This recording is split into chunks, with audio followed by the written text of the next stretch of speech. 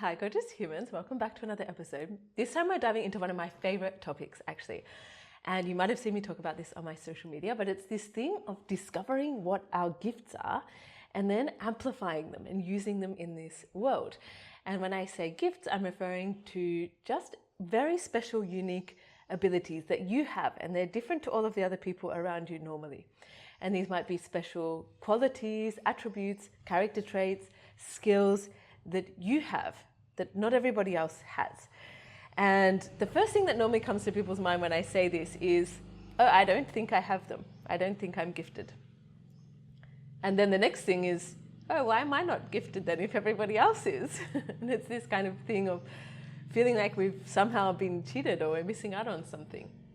And it's too important of a topic not to go into. This comes up with my friends, it comes up with my clients, it comes up constantly in conversations, I would say. And I see this, the way that it appears in a lot of different ways. So I just want to go and make a whole episode about this and dive really deeply into this thing, because we are all gifted. We all have extremely, extremely important, unique gifts that we need to discover, and we need to share them with this world. And whatever you believe about why we're here on planet Earth and what we're all doing here, really, I think we are all here, like all of our souls are here to have a completely unique experience of this life, of this aliveness, this being inside of a physical body, having a human experience on this planet Earth. And if this divine global consciousness or God or whatever you want to call it just wanted to have one experience, there would be no need to make so many billions of us that are all unique. You know what I mean? And I'm saying this because we just get so obsessed with homogenizing everything. And we want to be like other people. And of course we do, right? It's part of our human nature. It's part of our human trait. And it's a big part of our survival system, our safety system in our brain, is to make sure we're like other people in the tribe and make sure that we are all together and that we are cohesive as a group, and make sure that we're not too different to other people and we don't stand out too much, and then we'll be safe and then we'll be looked after.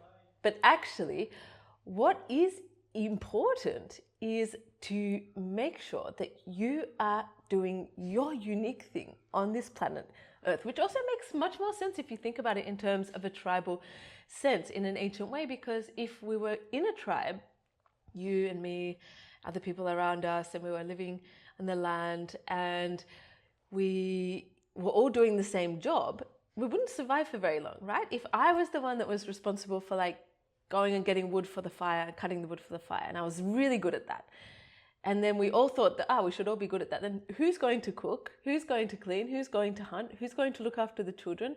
Who's going to take care of the sick people? Who's going to make the place beautiful? Who's going to clean all of the clothes? And it's exactly the same thing, but on a much, much, much larger scale in our lives. And I know you're thinking like, yeah, but this is not that relevant to me. Like, I don't think of myself in a tribe, any of those things. But this is the way that it comes up in conversations that I have with people. I will be talking to a friend or a client, and they will just express some sort of dissatisfaction with themselves. And it could be anything. It could be that they wish that they were more confident. It could be that they wished that they were more disciplined. It could be that they wished that they were better at this other thing. It could be that they wish they were less sensitive. They wish they were less emotional. They wish they had these particular talents.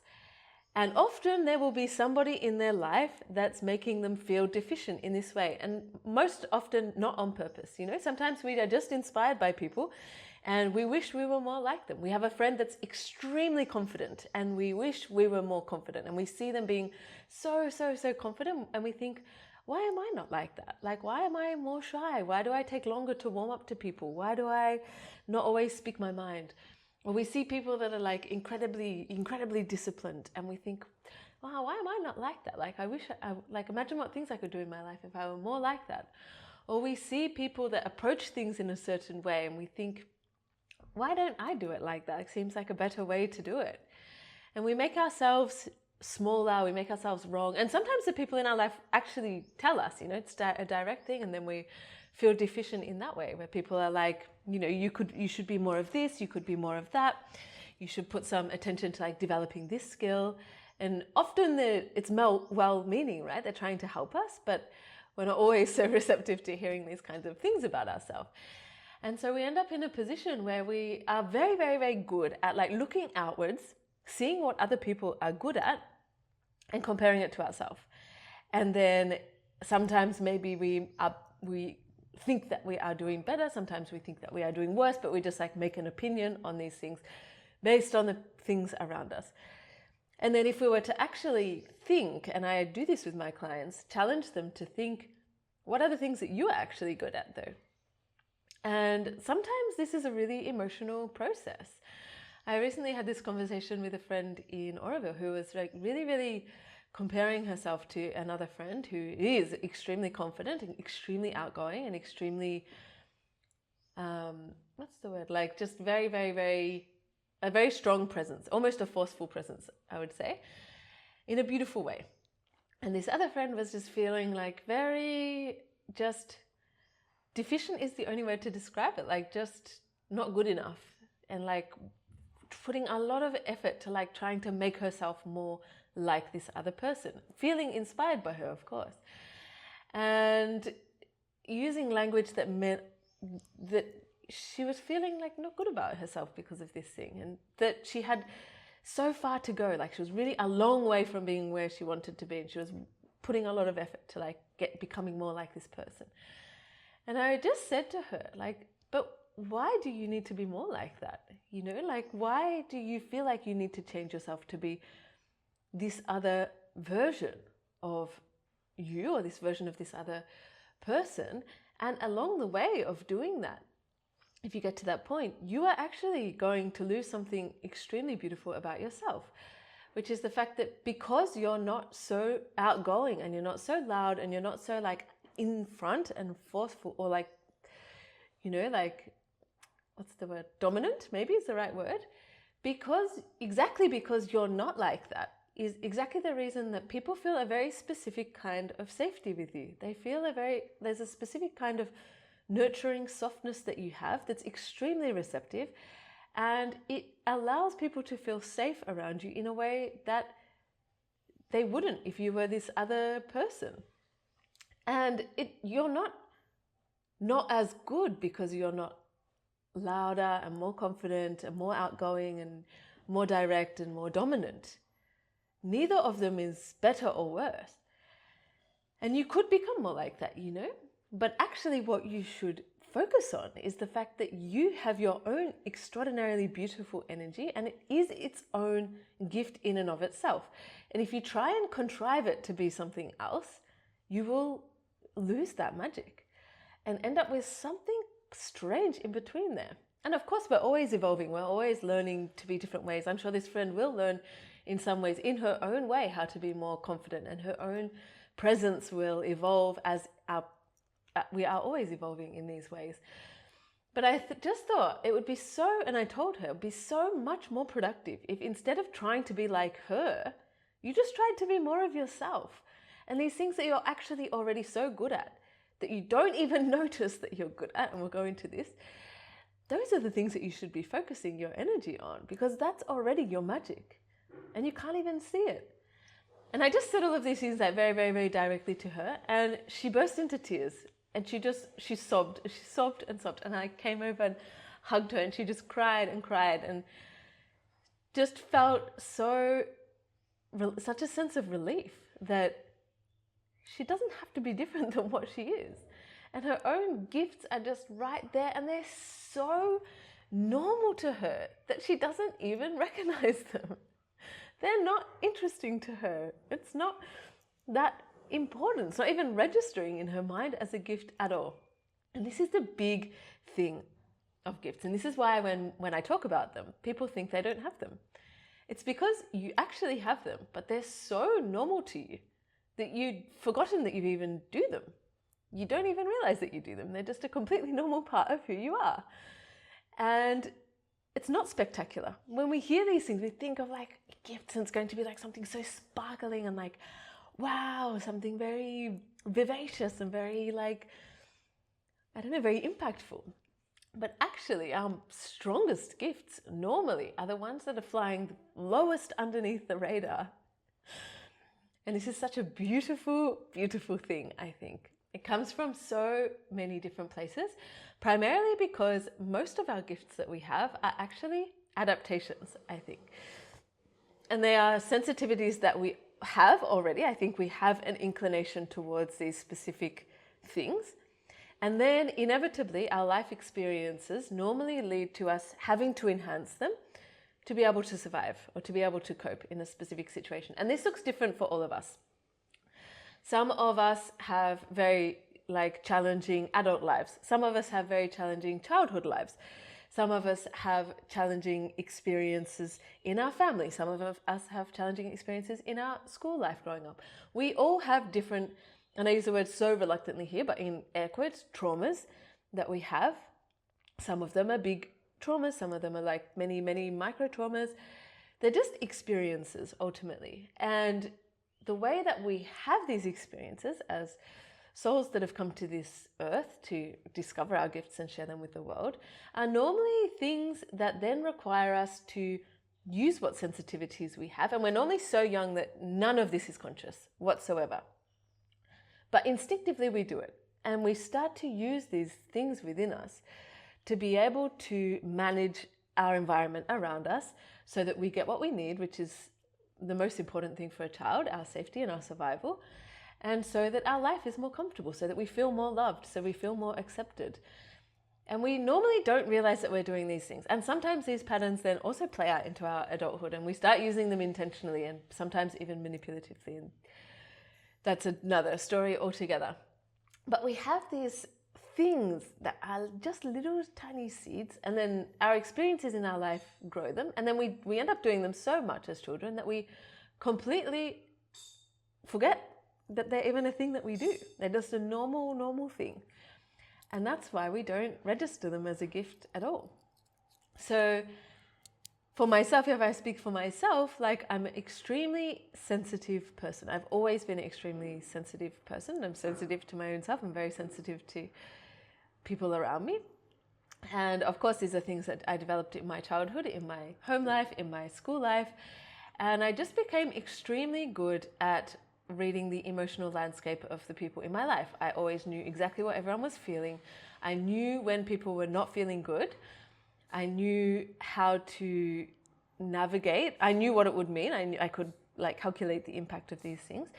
And then I could kind of navigate the situation to offset these emotional fluctuations and then make some sort of soothing effect on everyone and just be able to map all of these things and neutralize the bad things, uplift the good things, make everybody feeling good, and managing these emotional landscape kind of things.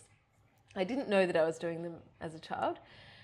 And I've only recently discovered really that that's something that I can very intentionally do as an adult. And of course now it makes sense looking back why I got into the kind of workplaces and studies that I did. And I was always in roles where I was helping people and helping people feel better. I was working in hospitals, rehab centers, and in different environments where I was working with people that were not that well, and I could always feel everything that they were feeling, and I could always uplift their mood, and there was different things with massage and rehab and all of those different things. And now I've changed that to this kind of work, working with my clients, working with people in real life, and using those skills that I developed along the way to be able to use all of this sensitivity, my gifts, as a way to help people in a very, very, very specific way and with very, very specific nuance that I only have because it is a gift,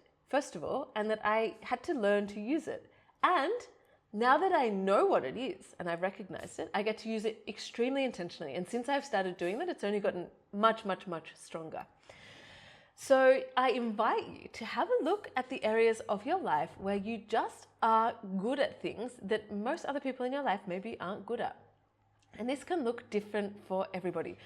Some people in my life can anticipate what people need far ahead of time. And they also think in a very algorithmic kind of way. They know exactly how things are going to play out. They know how to organize things.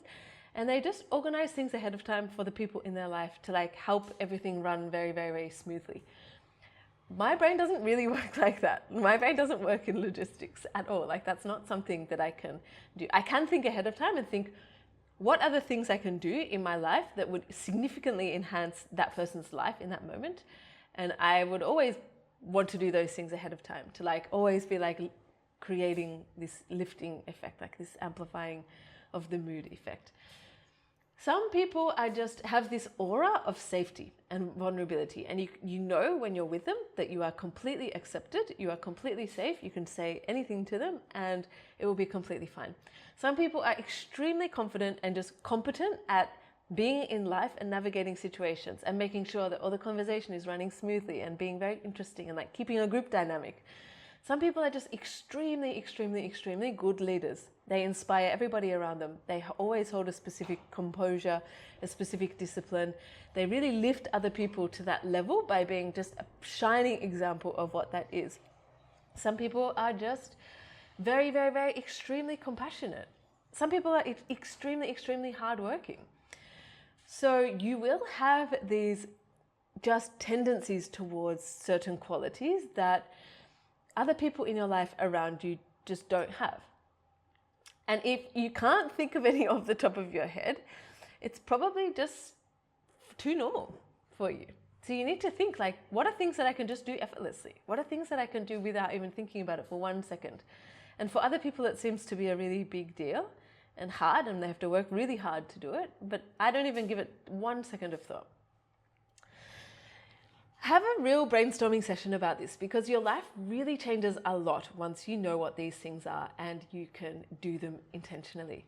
Once you can do them intentionally, you can really amplify the energy of them. And when you start doing this, it creates a very specific type of magnetism, I think, that attracts other people that are also really shining their gifts in a very specific way, and it brings them together, which is, we need that so much in this world. If you're still struggling to think what could your gifts possibly be, you can ask the people around you. Ask your friends, ask your family members, ask the people that you are close to, your partner, your mom, your closest friends, and ask them. And just see what they say. You will be completely surprised actually by most of the responses. It's a really beautiful exercise to do. As well as doing that, there are also some extremely beautiful tools that I love to use. I've primarily love to use them for myself. I also love to use them for my clients, and I also normally make all of my friends and family do them as well, just because it's fun. But I think there are a lot of different things that we can use, and I will add a disclaimer here. We never use these tools as excuses. We never have them and be like, yeah, but it just says that I'm this, so I'm never going to like make any effort to improve myself in this way, or that, you know, this just is the way that it is. Nothing ever just is the way that it is. So we're never going to use these things as excuses. But growing up, I was obsessed with psychology and philosophy and spirituality, and so were my friends. And we always were like periodically going through this obsession with Myers-Briggs personality type indicator. It's the MBTI. If you've never done your MBTI test before, it's extremely beautiful and fascinating. You can go and do the test online. You have to answer the questions incredibly honestly. Don't answer them from how you wish that you were. Answer them how you actually are, and you will get the most valid response. The Enneagram is also another beautiful tool for this. These are ones that I used to use a lot in my 20s. I would go through these like different periods of fascination with them. You can go very, very, very deeply into them actually. There's a lot of information in there, a lot of nuance in there. And this is actually the first time in my life, like going really into the Myers-Briggs personality test, where I remember like getting my whole family to do it, my boyfriend at the time, all my friends were doing it. And I was reading very deeply into everybody else's profiles and doing a lot of research into them. And I had this moment where I was reading somebody's, and I just thought, oh my goodness, I didn't know that this is how other people's brains could work.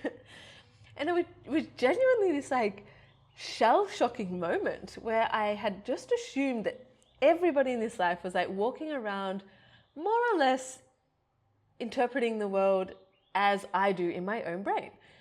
And just kind of like noticing the same things, being sensitive to the same things, and processing my emotions and acting in more or less the same way that I do. And I remember reading through all of this profile and just thinking, oh my goodness, I did not know that this is how other people's minds work. I didn't know that this is what other people pay attention to. I didn't know that this is what other people notice. I did not know that this is how other people process things. It was just groundbreaking moment for me. I don't know why it took me so late in my life to realize such a thing. So go and read those. They will be very interesting, and they're very beautiful, I think, because they give you these very objective truths about yourself in just a very clinical way. Like if someone in your life, if your partner told you, you might be offended, right? But because you're just reading it on a website, like you can't be offended. You can actually like use it as a beautiful tool for self-reflection. And the things that you find reassuring and the things that you find triggering will be the most interesting things to actually look into. More recently in my life, I also love the tools of human design and of the gene keys. These are both extremely beautiful, extremely beautiful tools. The human design one is much more accessible, I would say. There are a lot of different apps, a lot of different books, a lot of different things online that you can read into about this. I love Jenna Zoe for her human design things. This is another thing where you can just, again, find out more information about yourself, learn more things, try them, always try these things. Like you don't have to accept things blindly, but read them and think about them. And human design specifically has channels, which are like your gifts in human design, the things that you're more sensitive to, the things that are more amplified in you. And then the gene keys is another step beyond human design, I would say. It takes the human design paradigm and it also blends it with the I Ching, which is the Chinese book of changes, like a very ancient Chinese divination system, a book of transformation. And it kind of blends them together. You can get your Gene Keys chart online, but you have to have the actual book itself to read all of the things specifically. But I would say the Gene Keys have been the most transformative paradigm of this for me in my adult life, and really have changed a lot my life and the way that I live my life. And it's so extraordinary of a tool, I think, because it just feels like a roadmap to actually focusing just on the few things that are ours. And in this life where it's so easy to look around and see what everyone else has and see what everyone else is doing and see online on social media, there's this other coach and she does these kind of things and that really works for her, and she has all these clients and she's made all this money and blah, blah, blah, blah, blah, blah. And then we think that, we should also do that. Or this person is going to do that other thing. And then they do this and that and it got them this result. So maybe I should do that. Except that we see thousands of these per day or week because we're saturated with all of this on social media. And so we get so entangled in trying to do things the way that everybody else is doing them, and everybody else seems to be successful in doing them their way. And so we try on all of those different things. We try on all of those different hats. We try on all of these different qualities. And unfortunately, it just doesn't work normally because we weren't here on this earth to have that experience of that person. They're here to have that experience of them. We're here to have the experience of our own self. And so I love the Gene Keys so much, I think, because it's just this beautiful map of like all of these Gene Keys. There's like 62 or 64 of them. You have your own chart and you just have your own ones. And it's like, okay, of all of these things, each of the 64 of them has a shadow side, a gift side, and a siddhi or enlightened side. And so instead of just looking out and seeing what everybody else is good at out there, it's kind of this invitation to be like, okay, but that's true. There are all of these things. There are all of these gifts. There are all of these things. But these are just yours. These are yours. They're not all of them, but you have your specific ones. And just focus on those. And there's 3 different charts in this construct. The first one is Genius, the Genius sequence, which is 4 numbers, 4 spheres. Then the second one is the Venus sequence, which is about love and relationships. And then there's the pearl sequence, which is about prosperity. The genius sequence is about like, why are you here? What is your passion? What is your purpose in this life? What are your gifts? What are you here to share? And there's only 4. And I think for a whole year, and it was the first time I came to Oroville that I really dived into I remember sitting in the cafe that I go to, sitting with my Kindle and a notebook and just making heaps of notes just on these 4 spheres, these 4 numbers of my first sequence. And I wrote down so many notes, and I thought, I'm just going to focus on these things for the next however long it is, which is out of character for me, I would say. I'm normally like rushing ahead and wanting to research things a lot, but I just focused on those 4 things. So I was like, okay, these are my 4 main gifts. These are my 4 main things. What if I just focused on these? And what if I just focused on the shadow side of these and really paid extreme attention to where these come out in my life? Because they do. And where can I try and transmute them, metamorphosize these into gifts and beyond that? And so instead of looking around and seeing what all of the other people around me were doing, seeing what everybody else online was doing, I just focused on those 4 things for me. And my entire life changed. My entire attitude to my life changed. Because it just felt so reassuring to know that I can do it in my own way. And when I actually do it in my own way, it's going to be so much more beautiful, so much more easeful, and so much more aligned than trying to do 100 million different things at once. Because the problem with that is that we get very easily distracted. We try to do 1 million different things. And because we're trying to do 1 million different things and we're constantly distracted, we do all of them badly. It's like trying to clean your house and getting distracted by every single other chore that there is in the house. And then what happens at the end of the day is that you've got still quite a messy house, just with 50 half-done chores, because you've gone, like, there's some incense dust spilled, I need to clean that up. So then I go to clean that up, I go and get a wipe from the kitchen. While I'm in the kitchen, I notice, oh, I didn't clean up this thing on the bench. I go to get the cloth, then I realize I need to do the laundry because the cloth is dirty. So I go to the laundry. We've all had this experience, right? And it's the same thing. We're like, okay, I'm going to improve myself. I'm going to get more confident. Okay, I'm going to get more confident, and I'm going to do these things and that thing. And then you see somebody else, oh, she actually seems to be doing really well, and she's talking about like nervous system regulation. So okay, I'm going to regulate my nervous system. I'm going to regulate my nervous system. And then this other person talks about like all of these financial rituals. They're like, okay, I'm going to do all these financial rituals because then I'll be more prosperous, and then I'll be this and that. And then this other person talks about like traveling to like change your mindset, so you start planning your next travel. And it's like all of these different things, and it's satisfying, you know, like it's gratifying. We feel like we're doing something. It's like this same feeling of like making lists of things of what you need to do instead of just actually going and doing the things that you need to do. And so this brings us all the way back around to like, do you have gifts? Actually, yes, you do. Can you identify them for yourself? Because if you can, that's very, very beautiful. Can you ask the people around you what they are? Because that's also very beautiful. And then what tools can you use to explore this even further? And when you go and look at these tools, there will be overlap between them. There will be consistencies between them. And you'll be able to then use those as a guideline to look back on your life and think, is that true, you know? Is that true? Are there these gifts? Are there these more shadowy ways of behaving maybe? If I were to transmute those into gifts, what would they look like? And beyond that, how can you amplify them so much more? What if you really just started living your life from that place, from these gift states, these gift attitudes, these gift qualities? And if you were to really live from those places and forget about everything else, what would you change about your life? What things would you get rid of that actually have nothing to do with you? And you're just doing them because you saw somebody else do them. And you're just doing them because you think that they're a good idea, or, you know, everybody else does them. Not always the things that everybody else does are the right things for us to do. And often these things that everybody's just on the bandwagon of are not that aligned for us, and often just a distraction. But it does cost energy to go against the flow. It does cost energy to, of course, identify your own unique things and be unique. Be a completely individuated person that's different to everybody else around you. That is a difficult thing to do. It requires a lot of confidence, requires a lot of self-trust, requires a lot of belief in yourself. But the world needs these kind of people more than ever before.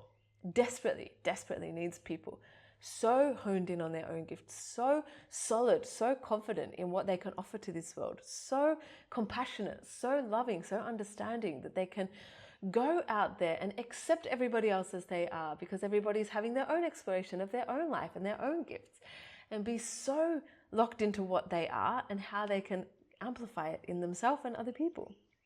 So go and think about what your gifts are. I guarantee that you have them. They're probably not spectacular in your life, but you can make them truly spectacular once you realize what they actually are, accept that they are spectacular, and really amplify them. And you'll be so surprised at how beautiful your life becomes from this place. Sending you all my love.